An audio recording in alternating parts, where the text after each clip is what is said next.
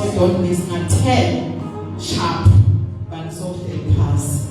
So kodwa ngiyeva ukuthi space saba inkinga kusasa bazalwane siyabonga uNkulunkulu ngani lesemkhona ukukhona uNkulunkulu namhla siphinde sikhulekele lelanga kusasa sengafika mhlawumbe kulento igaba ngiyacela ukuthi ipraise team isithi bese Nkosi yami senda lokwentekako bazalwane mhlaka njalo ngicabanga lelivesi lokho ukuthi wathi Jesu nasafile kwaba lekhathateka lokwentekako eveni ngaleso sikhathi such that kwabanjwa imihlangano kwakhululwa ukuthi how can we stop these people from talking about what has happened ngoba sekuvela umbono khona lapho wathi lo mbono asikhokhele imali sithenge laba bekunene kuze ukuthi bangakhulumi ngale nto lendekile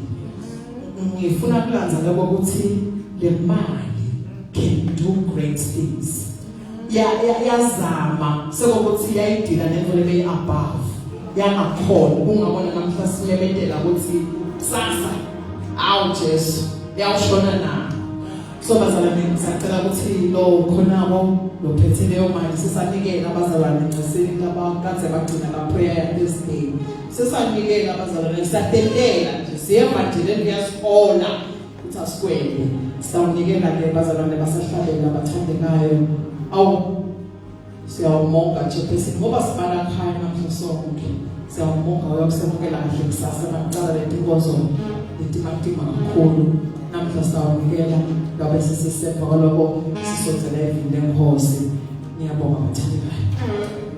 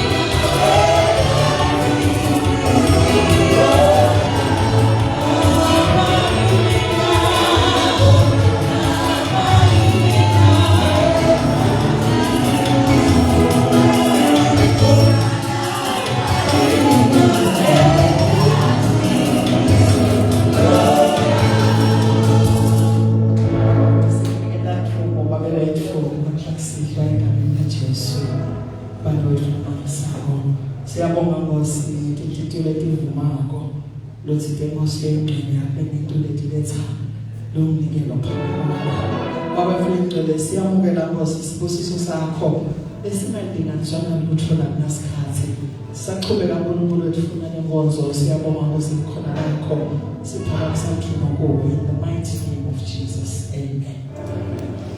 Hallelujah. Sivameke bazalwane ukuthi ngalolesine sibe nobufakazi. Siphinde silethe icelo lomthandazo. Bathi nje namhla sisemthandazweni sonke. Ngiyathemba ukuthi bazalwane bakhumbule ukuthi kusukela ekseni singene emthandazweni sabeke mabele eceleni sathi sonke kaNkulunkulu sithandazela lenkonzo. So ke bathandekayo namhla sesikhona siyathemba ukuthi wonke umuntu item yakhe namhla ithi inkonzo lelicala kusasa imane kube impumelelo. Siyakhumbula ukuthi mhlawumbe kunama branches sesabanye ama branches bazalwane. Branch kaManzini, branches keki. So nje kabe rotation betabeleka. Kapha bazalwane kusukela kusasa. So that is the main item esibe sithandazela abathandekayo. Nebokuthi ke sonke nje la njalo sibe stand lo 444 webantu amonye. uNkulunkulu asende ukuthi sikhona ekhlasana. Nayibona ngosebenza. uNkulunkulu jasithe kuvela iplani ekhlasana kusasa. Lesimo lesithathu esinandile emthandazo. Awasashayela amajaha lama lankanda bathandekayo. Siyabonga uNkulunkulu ngawo. Ahlala sibambisa njalo. Akethe ekhaya namhla. Kuyabambiswana ngalabo zima. Ngiyabona ukuthi bafuna sikutela ama-drums, kutela le-guitar, i-lead, ne-bass, bekubadima. Bathi-ke malanga sekhona bathandekayo. Siyabonga ngokunakethu ukuhlala nilithanza i-Christian Bible Church. Nani siyalithanda. Hallelujah. Kulesikhathi bathandekayo sizonzela ivili lenkosi sitongela emthandazweni besikutele namuhla. Awu uNkulunkulu wahlala sigcobele bantu bakhe labahlala balungele njalo kusikela ivili lenkosi. Protocol yami ayiphakamisele pulpit emaphambili sisangena ivili lenkosi. Siyathemba ukuthi kuti item lisalela ngaphandle sisemthandazweni njalo abazalwane sokuthi i-praise team thathele level yayithi in readiness for tomorrow. No, yabona nje ukuthi bataze baphelele mavika nekusasa kabi kakhulu. Inkosi engibonga nje nalekudayela abazalwane ngoba liqhamuka lapha ibheke disendwe ngecingo tasendelwa ngaba abantu. So nje bathandekayo kunjalo nje nanzi vele kunjalo. Ngiyacela abazalwane siworship phambi kwaNkulunkulu sidothola level lenkosi. Amen. Ngiphakamise lenhliziyo yami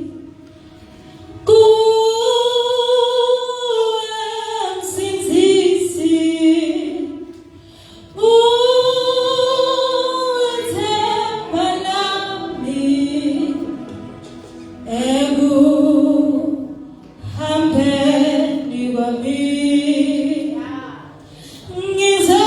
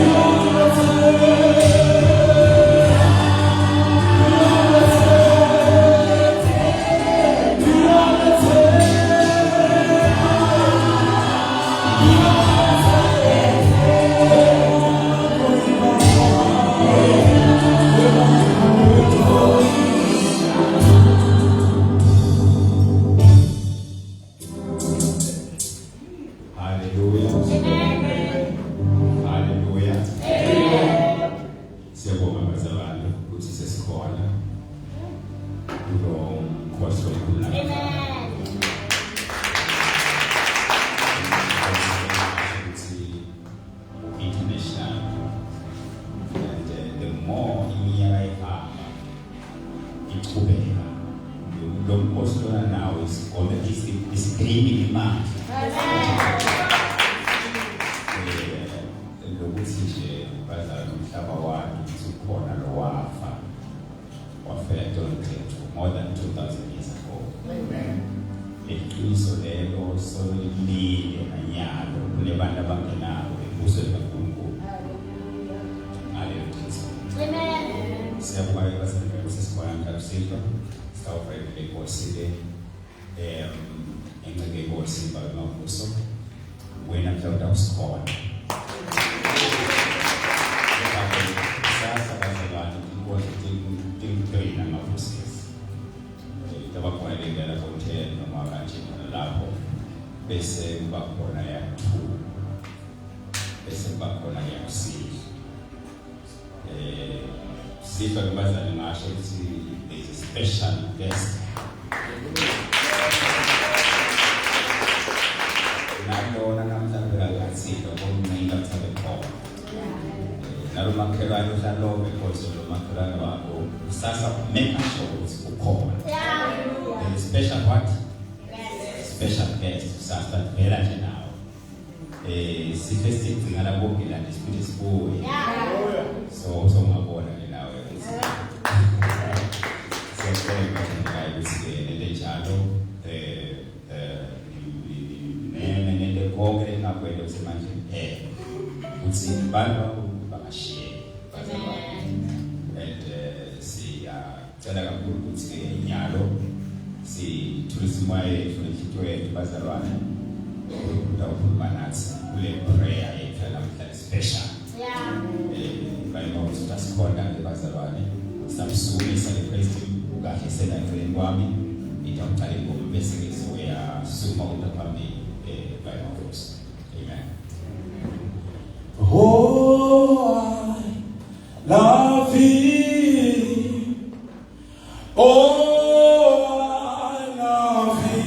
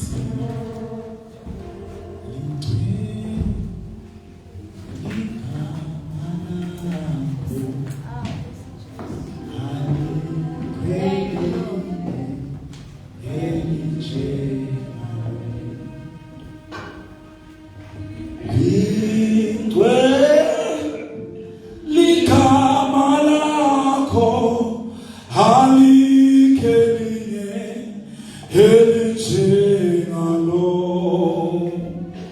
likhwe igama lakho alikho elinye elinjengalo lona likhwe igama lakho alikho elinye elinjengalo likhwe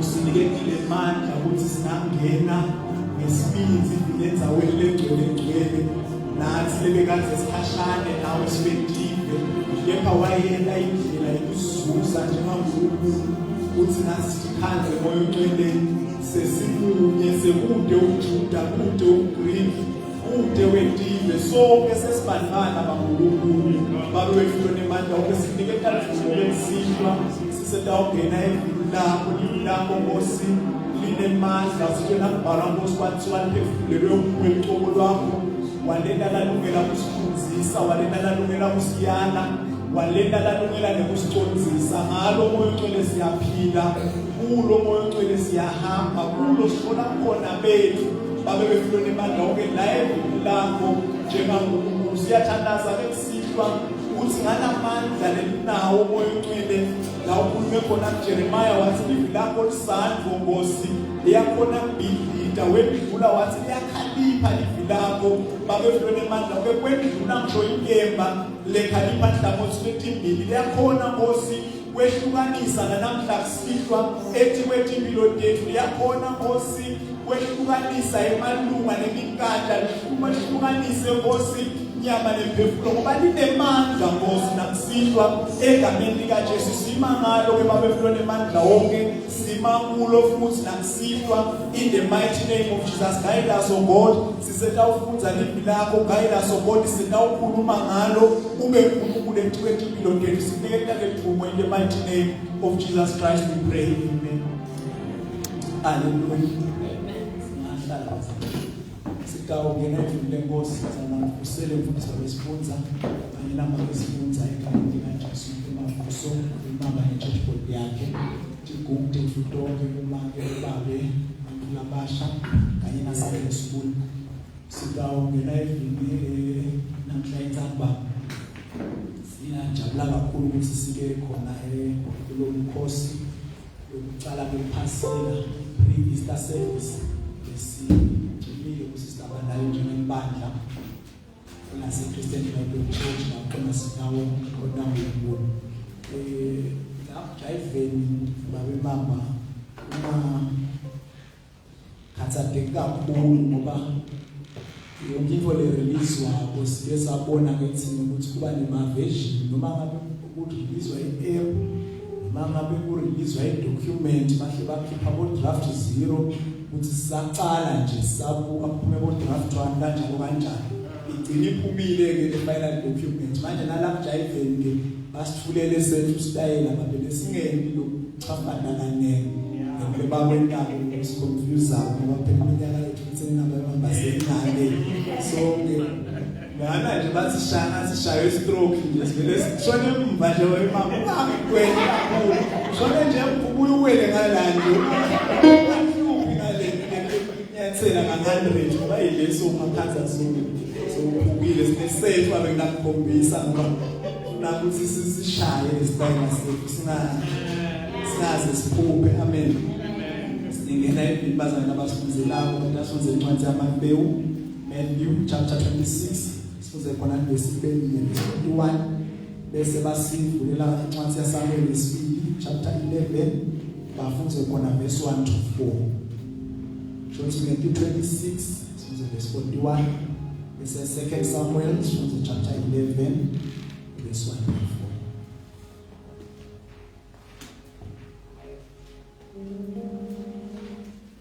Matthew 26 verse 41. Linzani nithandaze kuze ningeti kungena ekulingweni. Moya uyavuma kodwa inyama ibuthakathaka. Amen.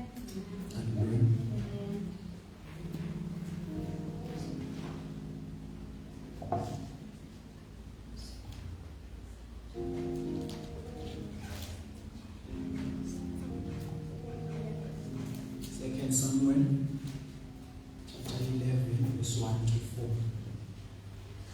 2 Samuel chapter 11 verse number 1 to 4. Wathi empasahlobo lilandzelako ngesikhathi emakhosi laphuma ngaso timbi David yena wathumela Jowabe wamkhipha kanye netindvuna takhe benayo yonke impi yaseIsrayeli. Bafika babhubhisa ema-Amoni bavimbetela idolobha laseRaba. David yena abesele eJerusalema.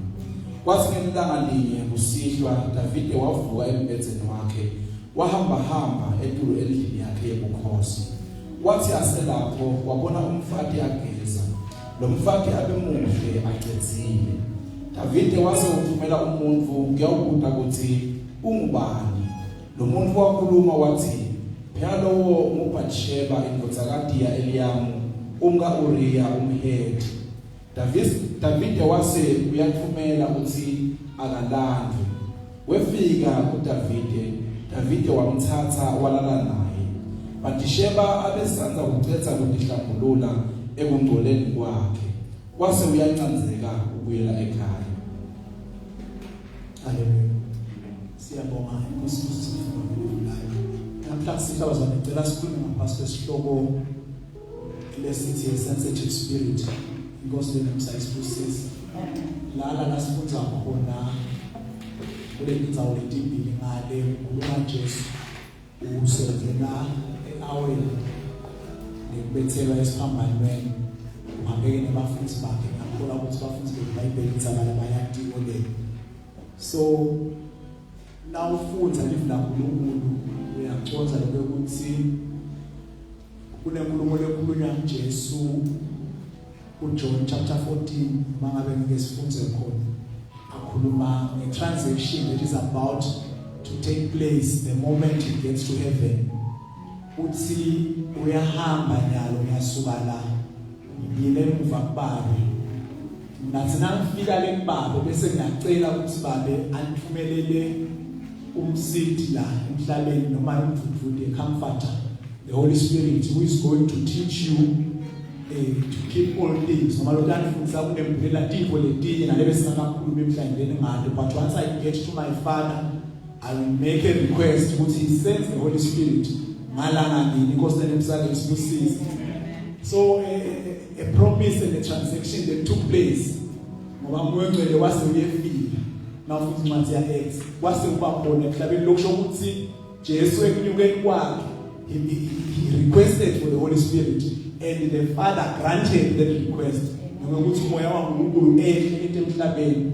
Hallelujah. So uthi ke it's lenza once the Holy Spirit afika emhlabeni, it takes us a step back. Jesu malena ngafikelwa imvonza by the name of Nicodemus. Siyamkhumbula Nicodemus. Nicodemus is troubled ngendzaba ye salvation, the one that Jesu bekayidele emhlabeni usizuza thini usizuza mina nawe. So John chapter 3, Nicodemus comes to Jesus. Don't yathi ngiyafuna lokuthi ngifinyelele kule ntiko letendekayo. So what can I do ukuze ngikhanze nakusengenike la imbusweni? Uthi ke Jesu ilula lendzaba, you need to be born again for you to access lendzaba lesikhuluma ngayo. Troubled as he was, uthi now uthi I should be born again, an old man like me. Sengabiyela njani manje lesweni sami ngiyodalwa kabusha. Hallelujah. So Jesu uveta indzaba lethi lendzaba ye salvation, intentothi let there be a regeneration in the spirit. Hallelujah. In the spirit, so ngidembe ukuvusa ngekwamoya. Because now what is born of flesh is flesh. But what is born of the Holy Spirit is spirit. Hallelujah. So the regeneration the khuluma ngayo, it is not going to take place physical, but itawuthatha in the spirit.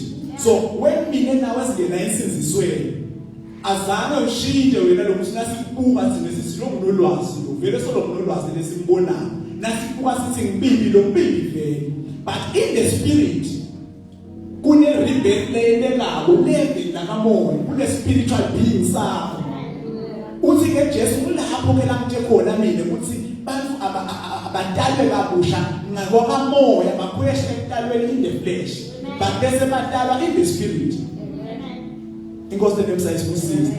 Then as in the birth of a child, now udala umfana uyadalwa sikujabulele lokho ukuthi yena umfana uzibanibani udele unemfana umfana kufikile sibe excited of the birth of the child. Hallelujah. But after the birth there is an expectation, let's see, lo mfana should grow. Amen.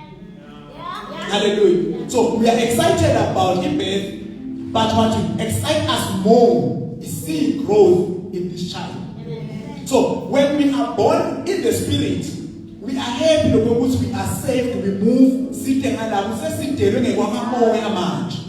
but then there is an expectation because once we are born of the spirit, we need to grow also in the spirit. When it comes now, a sensitive spirit, let's go now. As again, Jesus, now John chapter 4, we all stand and look for Samaria. What finally directs Jesus to the corner against. Let's get back to another man. When they had the conversation, it's about a man, Bakuluma at a level, let you get in a woman. Mother Kuluma na Jesu level ya physical, which we are full of a man, say, I will see. The hand on a website, we speak with the compost, as I say, very afuna kunige man, the hand for a you are just nje uthi kulophethe uthi ke Jesu kulomamelalela mfana inje inzalo wena ukhuluma ngemani longawanatha namuhla uphindze wome I'm talking about streams of water losina kwanathi ungaphindzi wome and they give you life living waters lokuthatha naso kwanathi kube nempila wena hallelujah uthi ke lo mama you know what asiyenza bene worship phamile nawo sine phela bokhokho bethu bakhona uNkulunkulu bakhona leyanza utshela Jesu wangathi uthi ke Jesu you are right the worship lebe yendeka in the physical took place in that mountain but I'm here to introduce people let you kuwe bantu labakawukhona babe from this time forward they are going to worship in spirit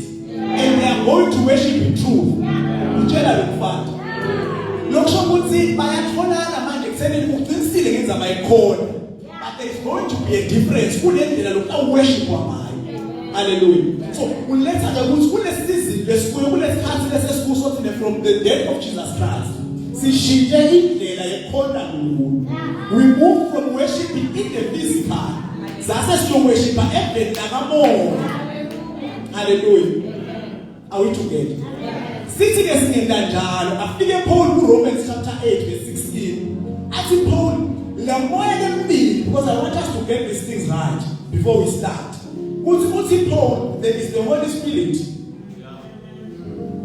emsakini bakhe uNkulunkulu babe angomoya uthi the Spirit there so the Holy Spirit nakabhala lo 8:16 uthi see in agreement noma see witness with our spirit now ufunda iBhayibheli na nawa esikolweni uthishela abantu awukhumbula ubuke le ndlela lokubhalwa ngayo le verse ukuthi the Spirit capital letter S are we together is in agreement noma in bear witness to our spirit small letter S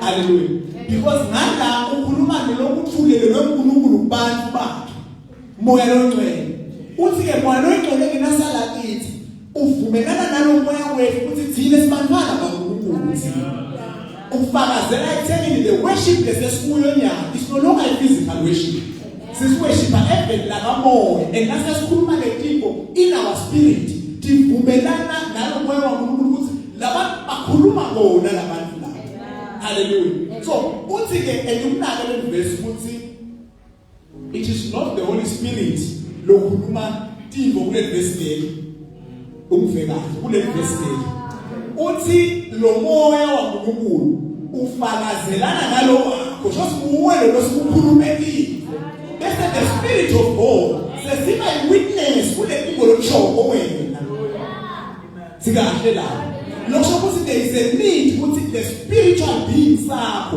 lo worship ngaso uNkulunkulu funa ukuthi esikhathini lesifana nalelo sibe lesivukile ngoba worship khona la so the things that you speak empilweni yakho Holy Spirit umsebenzi wakhe is to bear witness kulo lokushoko wena akathigalishi yena kuwe kule verse le angicishi guidance malahlele hallelujah uthi ke unabe sovumelana nami ke ukuthi mina bantwana baNkulunkulu amen hallelujah a sensitive spirit again now when you read 1 Peter chapter 5 verse 8 to 11 uthi be alert sober and watchful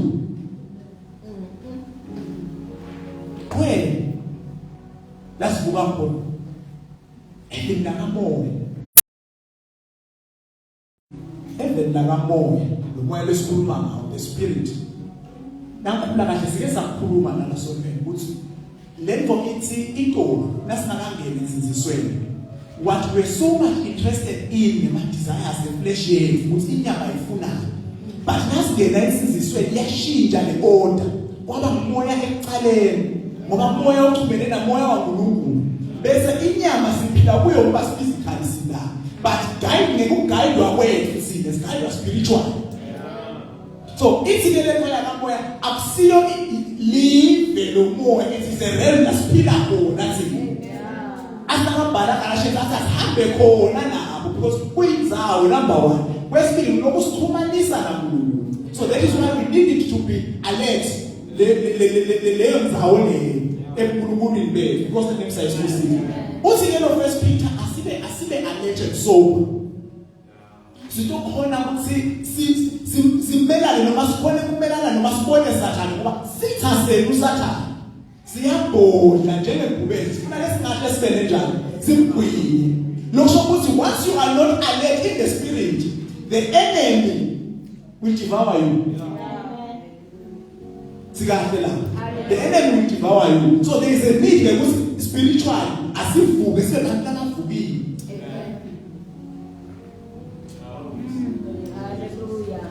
Hallelujah. Now, I'm trying to bring us. God is not for